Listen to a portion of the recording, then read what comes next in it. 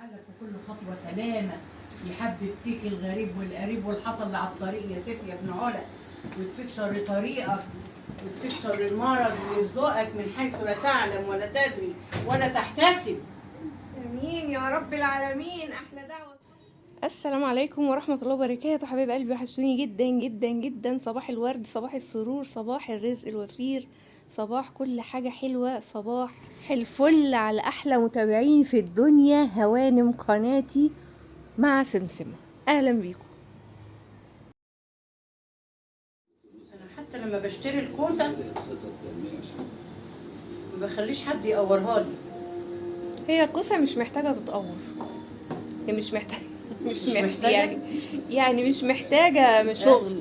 لا، ده اهم حاجه الشغل بتاع تقوير الكوسه علشان ما تتفرقعش وتتعمل. انا بعملها بطريقه ماما يعني انتي بتحطي المقوار لفه واحده، خلصنا خلاص. مفيش حاجه اسمها لفه واحده يا ماما، لفه ونص يا ستي، لفتين. انت بتقدري يعني تتحكمي فيها بطريقتك اللي هي ايه؟ عشان تطلع سليمه، ما تفرقعش ما تطرقعش كده يعني. بس ايه رايك في الكوسه؟ لا جميله، بتاعت حشي حلوه قوي. انا عايزه اقولك، استنى هما دول بس.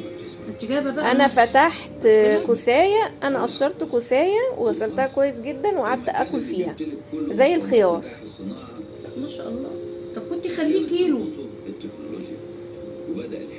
ما ده اللي كان اصلا كله عند البياع.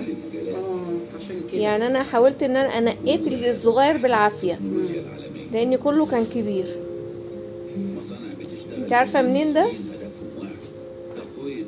ايوه اكيد من زكي. زكي.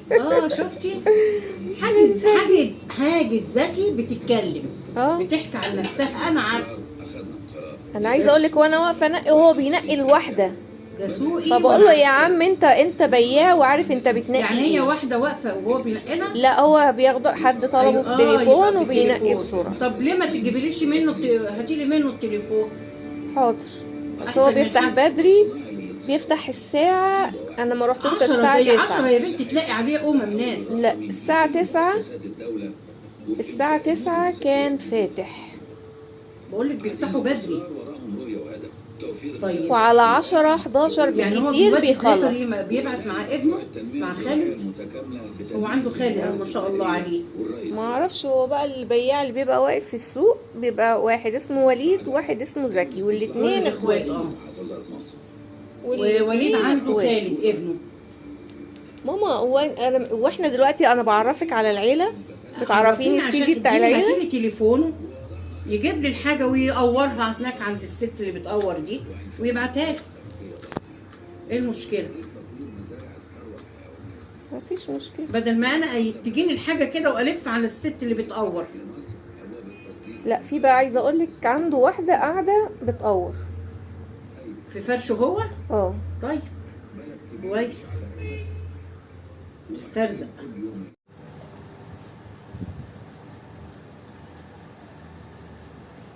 يبقى لو شلت السوكت من الاول كانت حصلت.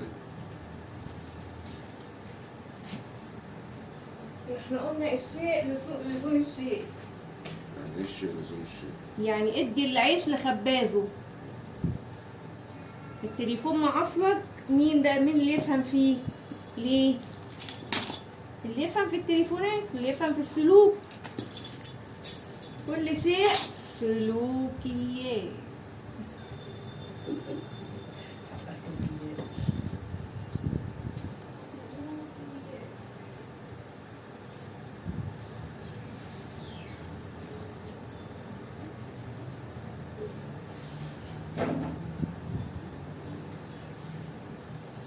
اقلم لك الكوسه يا سماح؟ اقلمها؟ لا، هي هتتصل عشان نسحبها. بقول لك اقلم. مين اللي هتتصل عشان تسحبها؟ مروه. هو فين؟ لما تيجي هنا اسحبها بالاسانسير. هو في مصر؟ يوسف ما يعرفش. انا بحسب الراجل اللي انا بديله ال 50 قرش. انا جيت اقعد لقيت 50 قرش يا سماح، الصفرة دي على الكرسي في البنك. الراجل قاعد قدامي اللي قام وانا شايفاه قدامي قدام الموظفه. فضلت قاعده مستنيه، قلت لما يخرج تاخدي 50 قرش. اساله. انت لقيتيها ومسكتيها لقيتها ومسكتها عشان اقعد على الكرسي؟ لا يبقى حد كان قاعد وقعت ووقع من مني. جيبه. اللي كان قاعد قبلي ده اه دخل قدامي الموظف خلاص وقعد خلص شغلته وطلع.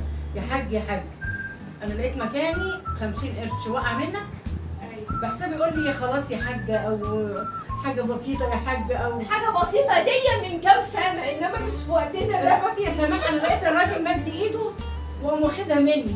50 قرش يا ماما دي حاجه كبيره دلوقتي عند البني ادمين. دي هتعمل ايه؟ انا بقيت افكر هتعمل 50 قرش إيه؟ دي هتجيب ايه؟ والله بعد ما مشي قلت ال 50 قرش دي هيحطها على 50 قرش مثلا يبقى جنيه. لا هيجيب بيها رغيف عيش. هيحطها على 9 جنيه ونص ويركب توك توك يروح بيه. الراجل حتى ما قالش شكرا يا سماح. شكرا ايه حقه؟ هو يقول لك يعني خليها لك، هو في حد بيعزم على حد بفلوس؟ لا اله الا الله. انت في ايه يا بنت؟ لو حد قال لي انا جبت هقول له لا خلاص. ازاي يعني يقول لك ازاي خلي؟ طيب؟ ازاي اخلي يقول لك ليه خلي طيب؟ مثلا بنص جنيه؟ ازاي يعني 50 يشتمك؟ قرش يعني. ايوه يعني يشتمك يقول لك خليها خلاص. هتلاقي يعني هو مش حد مثلا بتتجرف ويقول لك خلاص. يعني خدي مثلا عندك لا، خليها يا حاجة. انا قصدي ان هو يدور مثلا يشوف وقعت فعلا منه، او يقول لي وقعت مني. في لغه حوار. عارف ان هو خلاص انت قلتي له وقعت منك فخلاص هو وهو كمان. عارف ان جيبه مخروم على طول بيوقع الفلوس فخدها. فخد. انا قلت الحمد لله انا برأت ذمتي. صح. لو كانت 10 جنيه ما كنتش هتبقى ذمتي. لا يا بابا ولا حتى مليون جنيه. يا روان عاملين ايه؟ احنا بخير وكويسين طول ما انت بخير يا ماما. الحمد لله الحمد لله. الحمد لله على السلامة.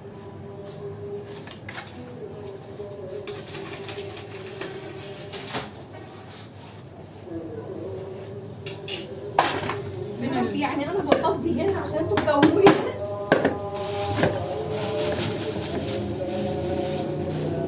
يعني هم خسوا كده. الولاية سايبة. بصي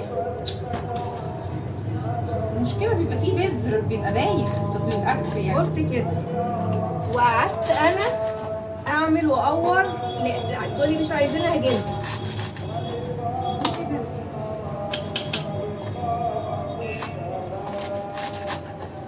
انتي سكنتك ليه باردة كده؟ سنيها. بقول لك انا ما بقتش بحط ملح جوه الحاجه، انا بقيت احط الميه بملح اصلا واسيبه منقوع فيها. انا ساعات برضه ساعات، يعني انا ساعات وساعات. ايه ده؟ معقول؟ لا من ليه ترميها؟ كنا رميناها في الشارع. ليه هو انت بتعملي حاجه بده؟ لا خلاص. ما ممكن تجري لوحدها. لا ما تجريش، هي من كبرها مش من النوع اللي بيجري، يعني واضح انها متربيه. على فكره ده طبيعي قوي ان انت تلاقيه في الخضار يعني. اوه ده انا لقيتها جوه الخس اه. قد الخصايه. يعني بتبقى هي دي بقى بتبقى اسمها ايه؟ دوده القص. قصدي مين يا بنتي؟ الدوده بتاعت الخضار عادي يعني. يعني دي ما نحطهاش وتطلع لنا حرير وكده. لا تكذب حضرتك. كان في خضره تقريبا في الطبق ده. انهي طبق؟ لا ما كانش فيه خضره. ما كانش في حبه كده صغنطاطين مثلا ولا الدلق؟ لا والله عودين اهم معاهم، انا ما فضيتهمش حتى اهم.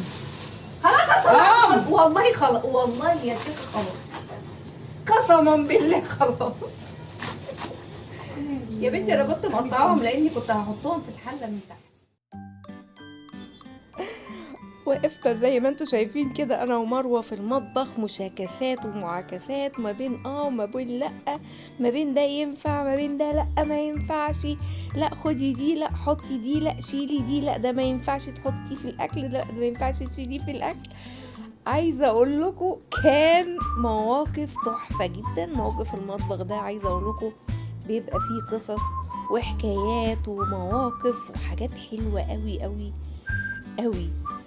بس طبعا ربنا ما يحرمنا من بعض ابدا يا رب، كده نفضل كده نشاكس مع بعض طول عمرنا، ما يحرمناش يا رب كده من بعض ابدا.